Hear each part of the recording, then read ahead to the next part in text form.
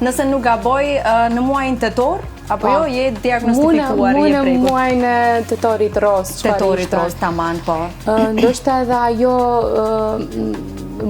buja që bëhet në për televizore, kontrolloheni të nxitën, të shkosh të kontrollohesh, se asnjëherë nuk të shkon ndërmend se mund të të ndodhet diçka e tillë, se thua unë jam e re,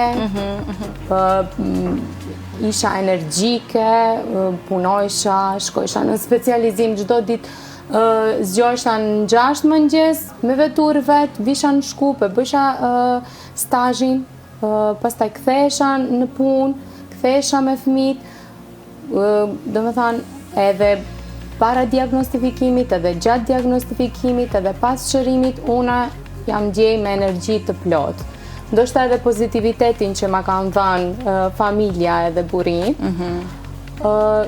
domethënë une e kam pas vetëm si një ëndër të keqe, nga e cila çdo ditë mendojsha nuk është e vërtet, se me të vërtet nuk kam djerë diçka.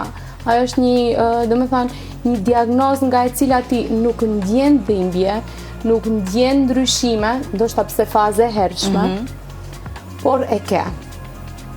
Edhe diagnostifikimi qenë ka faza ma e rëndë se sa shërimi. Pasi e kupton më se çfarë bëhet fjalë, shërimi shkon me protokolle.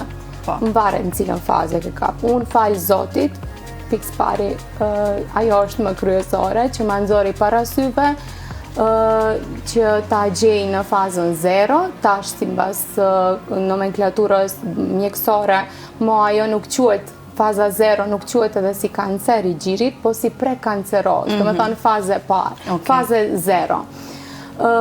Ajo fazë është komplet e shërushme, do me thonë dhe pa pasoja.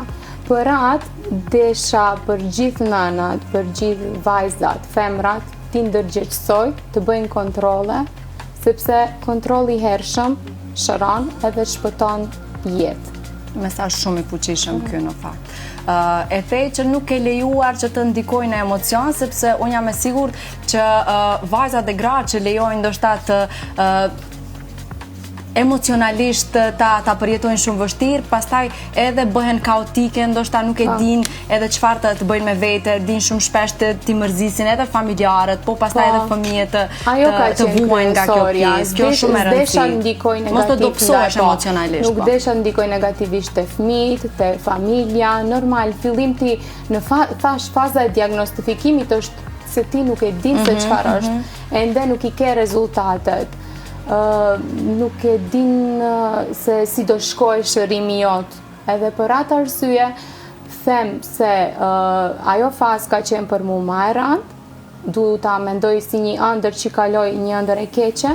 Ajo është një fazë shumë e rëndë, mirë po shërimi, kur e shef se çfarë ke, pa marrë parasysh cila fazë është, ti duhet të jesh e fortë të ballafaqohesh me krejt çfarë të vinë. Shumë e vërtetë. Krejt edhe si personel mjekësor që jam, unë me të vërtetë stomatologe, po e kaloj me atë fazën në lëndët e mjekësisë, duhet t'i vetëdijsoj gratë se me të vërtetë duhet bëhen kontrolla ginekologjike, kontrolla në radiologjike, krejt ato kontrollat janë shumë të rëndësishme që ne ti zbulojmë herët, çdo sëmundje. Pa marrë parasysh cila sëmundje.